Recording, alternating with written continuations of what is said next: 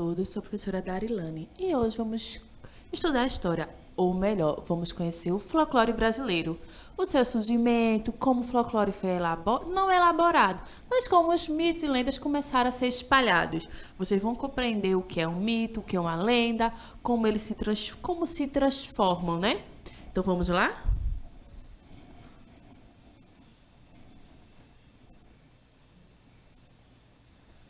A história do folclore brasileiro. Como vocês podem ver a imagem, eu botei o saci, a cuca, o bumba meu boi, o curupira, mas folclore é muito mais do que isso que vocês estão vendo. Folclore é a identidade de um povo, é sua cultura. O folclore está nas danças, está nas músicas, está nas comidas. Comida, professora? Sim. O seu acarajé que você come é um folclore. Vem uma tradição milenar, popular atrás disso. O folclore, gente, não só é isso que vocês estão vendo. A gente tem muito mais do que isso. Tem folclores que são daqui de Pernambuco, tem folclores que são de outros estados, tem folclore que nasceu no seu município, em Vitória, e assim o mito e a lenda ele foi se espalhando, tá certo? Vamos compreender melhor? O que é folclore? O folclore brasileiro é o conjunto de realizações que fazem parte da nossa cultura e da nossa história de quem somos. Justamente, é a nossa identidade. Dentro dessas definições, podem ser incluídos os contos, lendas, canções, ritmos, músicas, festas populares, jargões e literatura. Professora, mas folclore não só é a lenda Saci Pererê, da Iara? Não, folclore é muito mais do que isso. Folclore são nossas festas, como São João, o Carnaval.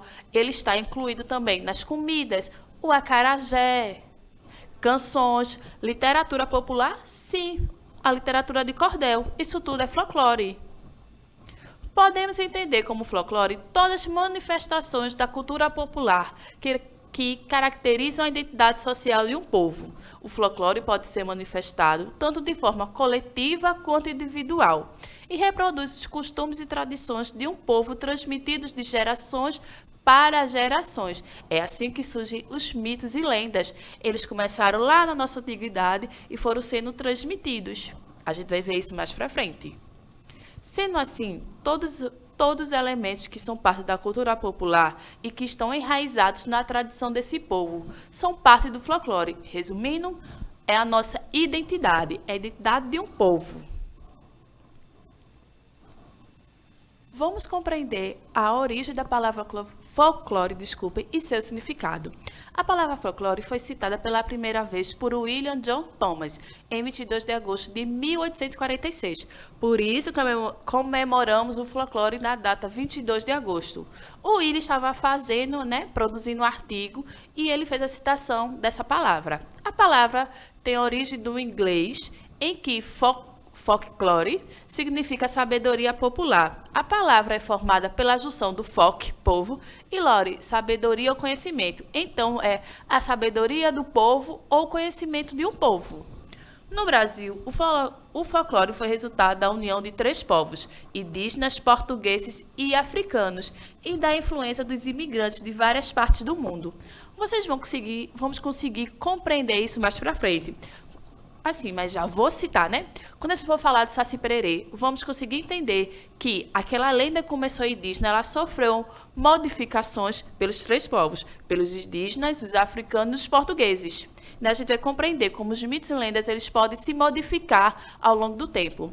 Aí na imagem vocês podem ver que é o chupacabra. Sim, ele é geralmente o personagem do nosso folclore pernambucano.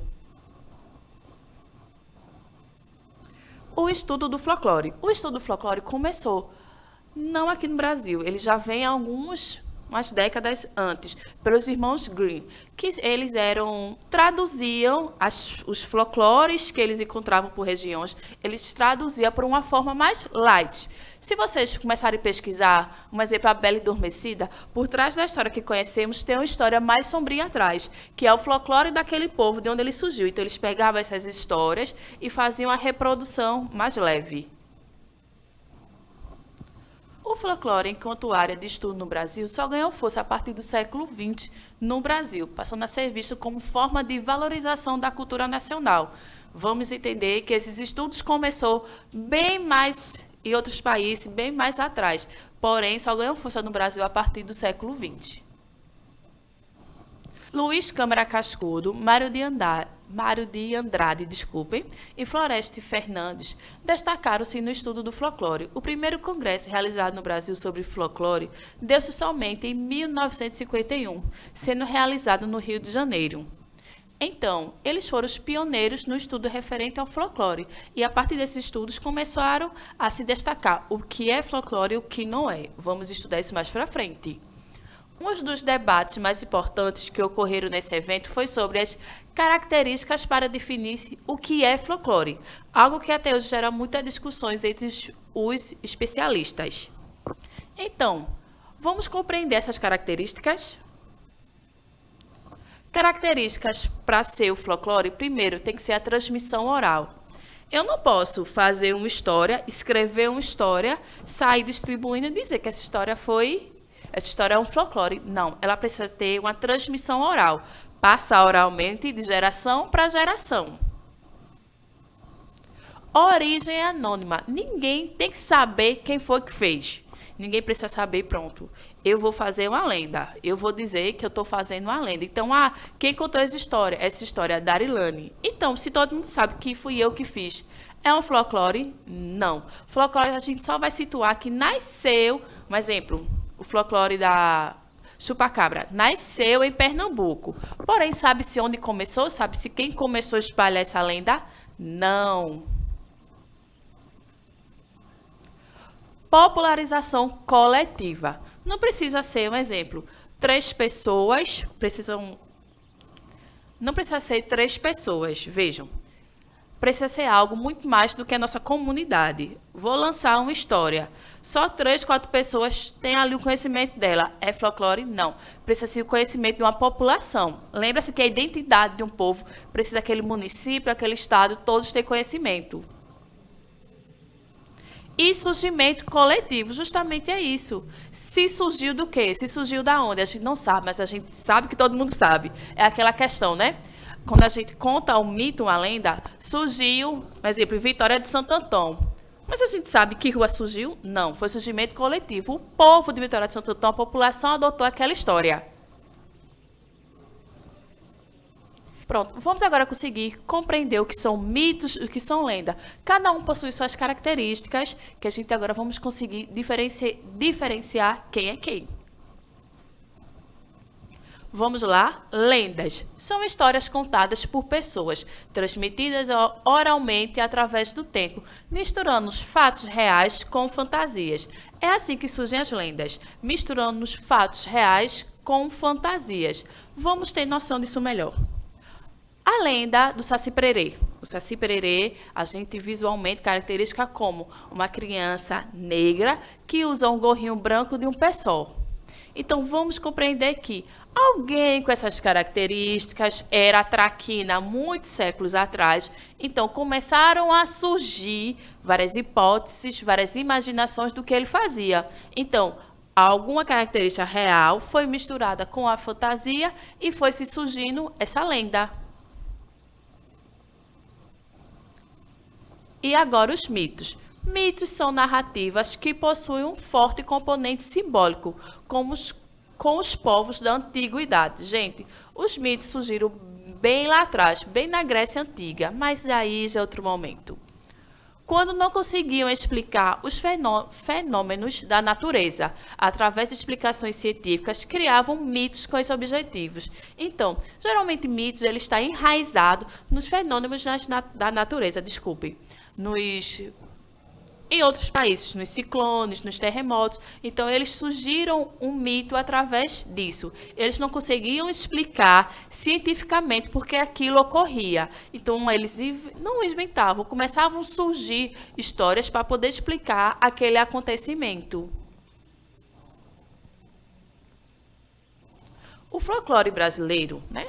Então, vamos lá. O folclore brasileiro é o conjunto das criações de uma comunidade cultural baseada em suas tradições que expressam sua identidade cultural e social. Então, é importantíssimo estarmos preservando esse folclore. A partir do momento que esse folclore ele é perdido com o tempo, se perde a identidade de um povo, as suas características. Aí na imagem, pode ver, é uma lenda pernambucana, ou melhor dizer, do Recife, que é a lenda da Praça Chora Menino. Vocês depois podem pesquisar, tenho certeza que vocês vão gostar.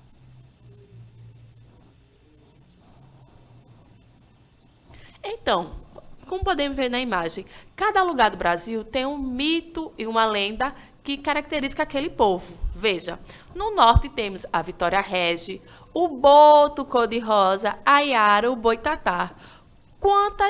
Vocês conhecem a história do boto cor-de-rosa? Que era um boto que se virava em homem e ele vinha, né, para a cidade conquistar as mulheres e namorar. Daí, quando se parecia uma mulher grávida naquele tempo, dizia, é o filho do boto, que ele ia seduzir a mulher, engravidava e voltava para o mar, voltava a ser boto. Então, quantas pessoas não usaram essa lenda? No Nordeste, a mula sem cabeça. No Sudeste, temos a cuca.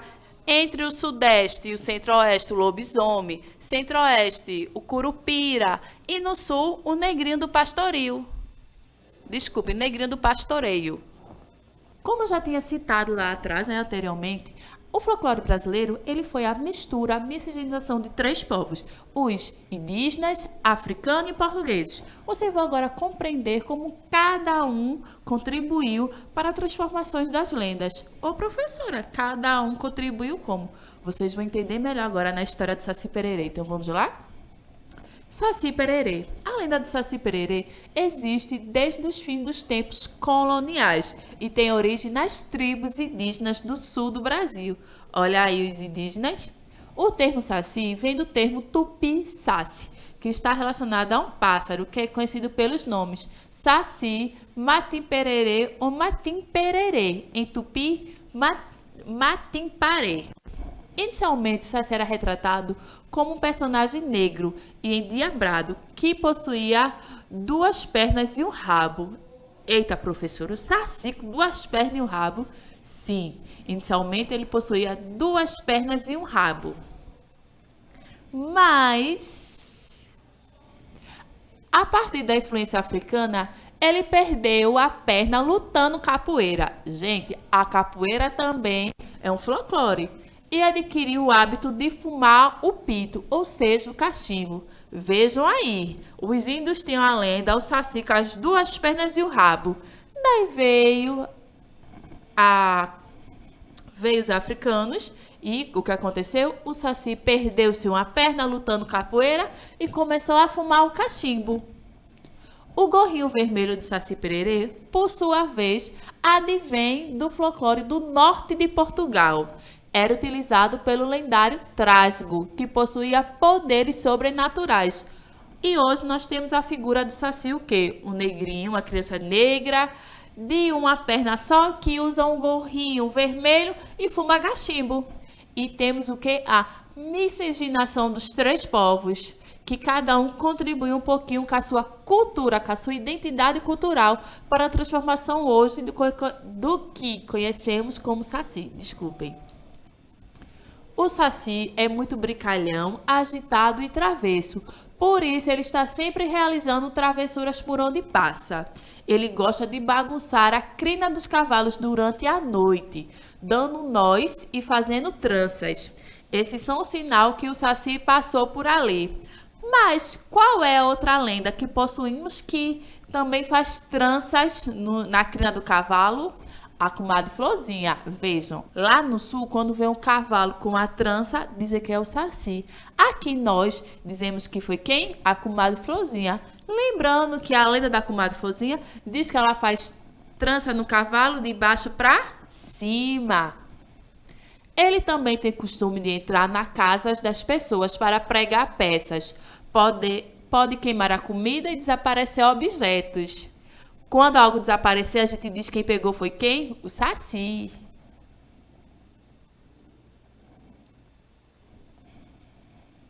E eu trouxe para vocês também a lenda da Curupira.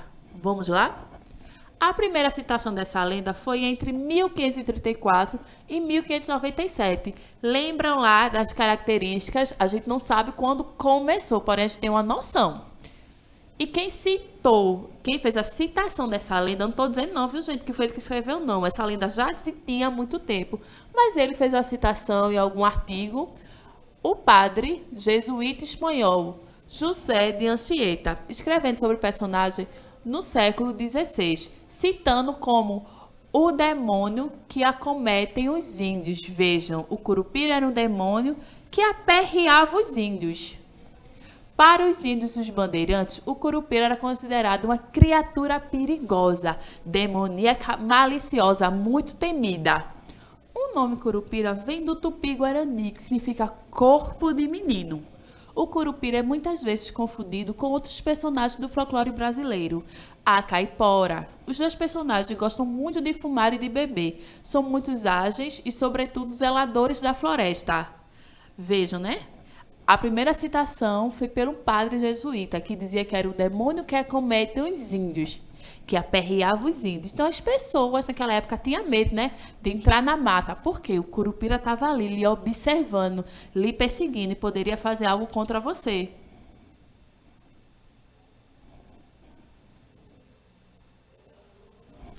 Bora conhecer melhor essa lenda? De acordo com a lenda contada principalmente no interior do Brasil, o Curupira habita as matas brasileiras. De estatura baixa, possui cabelos avermelhados cor de fogo e seus pés são voltados para trás. Ele gosta de sentar na sombra das mangueiras para comer os frutos e lá ficar entretido, ao deliciar cada manga.